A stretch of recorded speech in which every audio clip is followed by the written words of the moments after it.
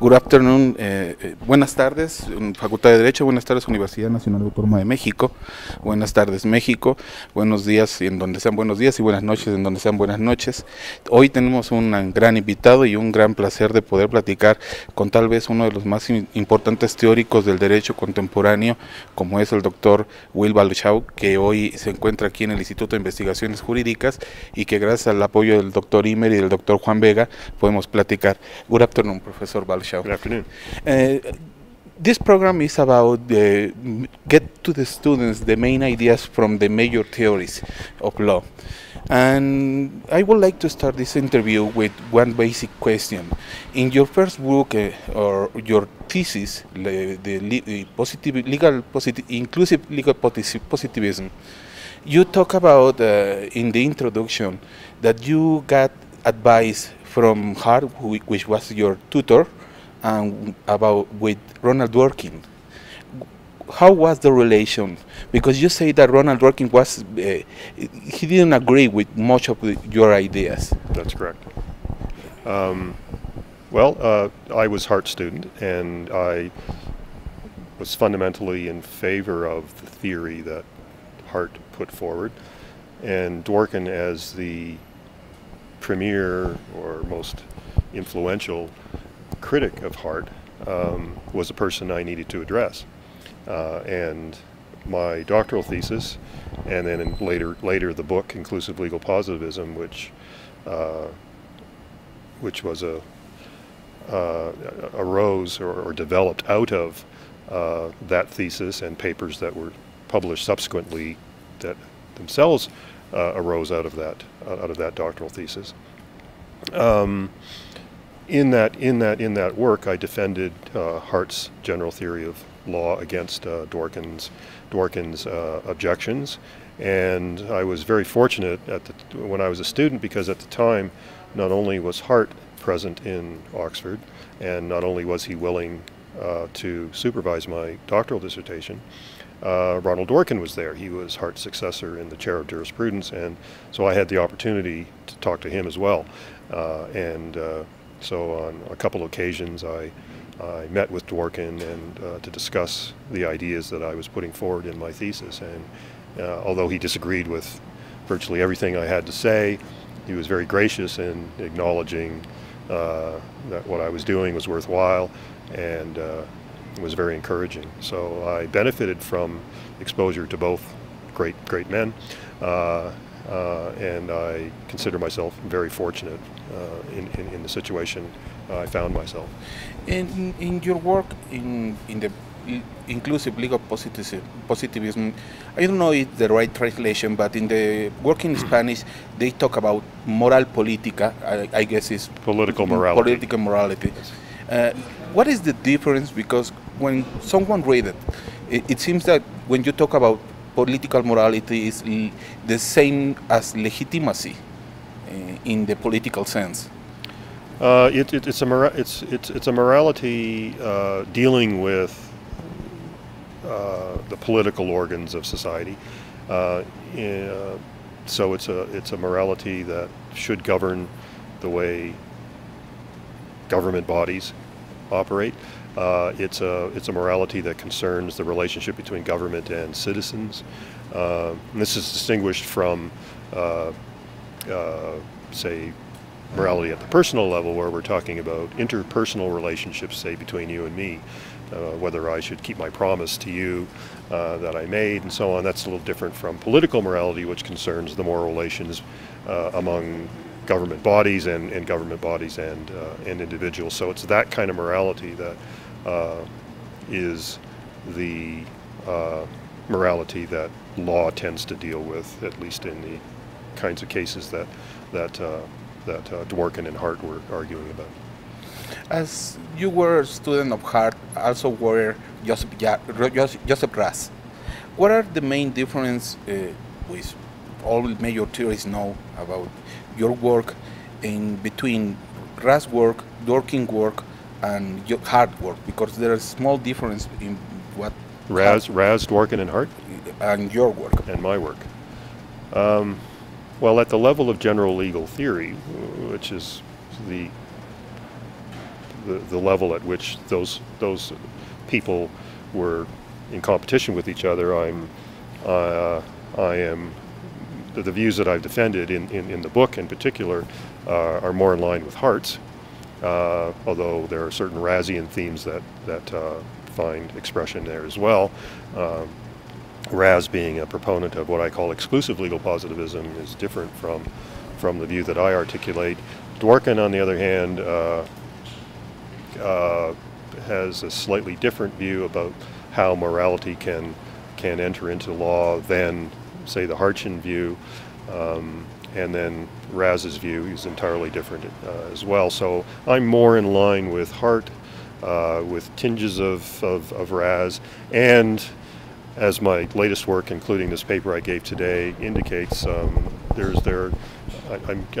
finding more affinity, more and more affinity with some of Dworkin's themes as well. So my views are a combination of all three.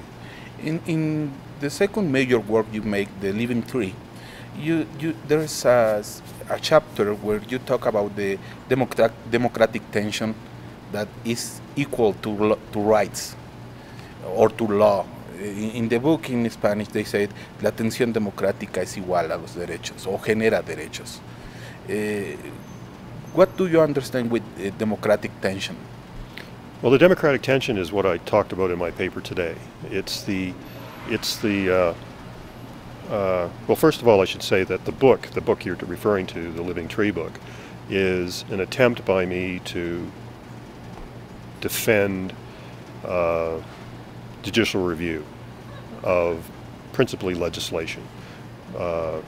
Legislation created by democratically accountable bodies like Parliament or Congress, and judicial review has judges interfering with the legislative efforts of those democratically responsible bodies, and it appears as if, this is what the critics say, that judicial review is fundamentally at odds with democratic principle, which requires that the decisions made by democratically accountable bodies like Parliament or Congress should prevail within a democratic society.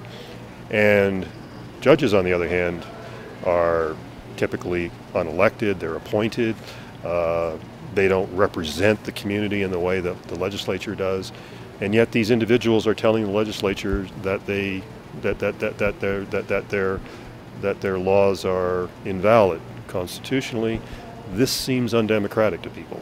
So there's a tension there between judicial review and the commitments to democracy. What I attempt to do in my book is to develop a view about what judges are doing when they engage in judicial review under a charter, what I call charter review, that renders that practice consistent with democratic principles, because on the view that I defend, what the judges are doing when they strike down a piece of legislation that's been passed by Parliament or Congress on grounds of some constitutional right violation, what they are in effect doing is enforcing the democratic community's own more fundamental commitments, and showing in the act of judicial review that the law that's been enacted by the legislature is in fact inconsistent with those fundamental commitments, and therefore the judge is in effect, when he does that, rendering the democratic will more effective by allowing the more fundamental commitments to be honored, and this more transient preference on the part of the democratic community is set to the side in favor of these more fundamental commitments. So the judge is actually in effect doing a service for the democratic community by enforcing its more fundamental commitments. So this is a way of trying to reconcile judicial review with the fundamental vision we have of what democracy is all about. You use two concepts that are quite interesting, and I would like to get the definition you use on this.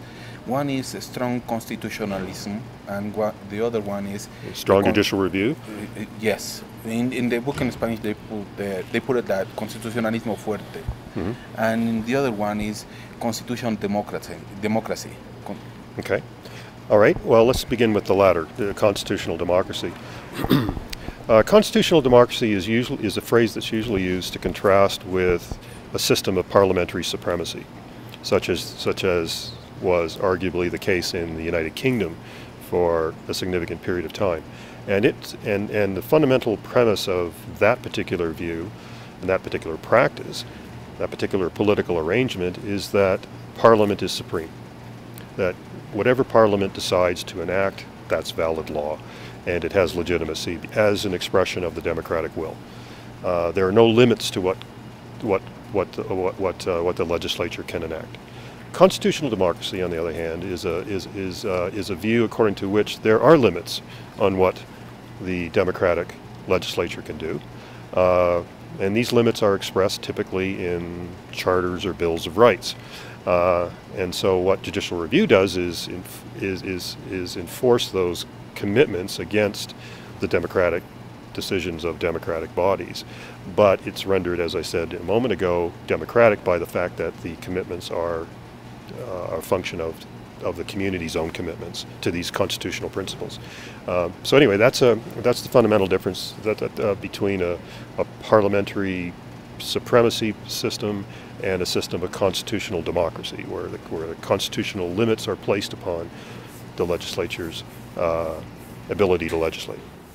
What was the other one you asked about? The strong constitution. Oh, strong constitutionalism. Okay, what I had in mind there is what is usually referred to as strong or strong form judicial review. And this is the view, this is the form of judicial review that's practiced in the United States. And it's the fundamental feature of this particular form of review is that the judge's decisions are final. So if the Supreme Court rules that Congress has violated the Constitution and that their legislation is therefore constitutionally invalid, it's constitutionally invalid. That is now becoming a less attractive option around the world. Many systems, Canada included, South Africa, various other systems now incorporate a weaker form of judicial review. The United Kingdom does as well. It has its own variety of judicial review. Now, what's distinctive about this particular kind of judicial review is that court decisions on the constitutionality of legislation are not necessarily final. So, just to give you one example, in Canada, we have in our Constitution a section that includes what is referred to as the notwithstanding clause. Now, what this section says is this, that Parliament is entitled to declare a piece of legislation legally valid, notwithstanding its conflict with a charter right, with a constitutional right found in our Canadian Charter of Rights and Freedoms. So in other words, even if the Supreme Court says this legislation violates the Constitution, in some instances the Parliament can respond by saying, well, notwithstanding that violation, this is going to stand as valid law. So this is a weaker form of review. It's still a review. It still has some power, and Parliament is reluctant, very reluctant, to take the step of invoking the notwithstanding clause, but nevertheless it's there, and that makes the system unlike the American system, where there is no recourse for Parliament. The United Kingdom has a different kind of weaker form judicial review under the UK Human Rights Act, which recognizes as constitutionally valid the European Convention on Human Rights. And the form of review that's licensed in the United Kingdom is of the following form. The judges can issue what is called a declaration of incompatibility. So in other words, what they can do is issue a declaration, an official declaration. It's a legal judgment that an act of Parliament violates the European Convention, is therefore invalid law. because the system now recognizes the Convention of Human Rights as a binding constitutional document. However, the effect of the Declaration of Incompatibility is not to invalidate the law. In other words, the law still operates. It's an advisory opinion, if you like, that the judges are declaring an incompatibility, but there's no practical effect, legally speaking, as there is, say, in the United States. Whereas if the Supreme Court rules that there's an incompatibility, that means that the law is no longer valid. It's struck off the books. In Britain, it's still on the books, despite the declaration by the Supreme Court. Now, it turns out that in practice, what Parliament does whenever there's a declaration of incompatibility is modify the legislation to render it compatible. So, in effect, there is a parliamentary response, even though it's not legally mandated. But it's become the practice that Parliament does respond in this way. So, in effect, you've got something that's very similar to the kind of thing that's possible in Canada, for example, where Parliament can actually invoke the Section 33 override. We know that you have a really busy schedule, so I have just two questions to end this interview. Okay. The first one is, in the Living Tree book, you have a kind of confrontation with Jeremy Waldron. Yes. So it's interesting to me to know what are your points of agreement and disagreement with Jeremy Waldron, because he's a major thinker right now. And the other one, in the introduction of your book of Inclusive Legal Positivism, you say that you don't want to talk about morals. You don't want to get into the subject of moral. Oh, did I really say that? And so the question is there any book ahead where you talk about that, or you still rather not talk about morality? Well, I do talk about morality a lot. I talk about morality a little bit in the second book, in the Living Tree book, because I elaborate on this much further in some further publications where I distinguish different types of morality. I talk about Platonic morality, which is the kind of morality most people have in mind, the moral truth, and then I distinguish that from what I call the community's constitutional morality, and then I talk about a person's own morality and the morality of an institution and so on. So I do talk about lots. I do say a lot of things about morality, but I don't offer my own moral theory about things. I tend not to do that because I don't see myself primarily as a moral philosopher. I'm a legal philosopher. Now, as far as Waldron, I have the utmost respect for Waldron's work. I think he's one of the best legal and moral and political philosophers today, and it's a testament to the respect that I hold for his work that I essentially dedicated the book to answering his objections. So I am pretty much fundamentally at odds with him about the justification of judicial review, and about what's required for democracy. So to that extent, there's not a lot of agreement there, but I think there's mutual respect. Well, Dr. Waluchow, it has been a pleasure to talk with you. It's been a pleasure to talk to you too. Thank you. Thank you very much.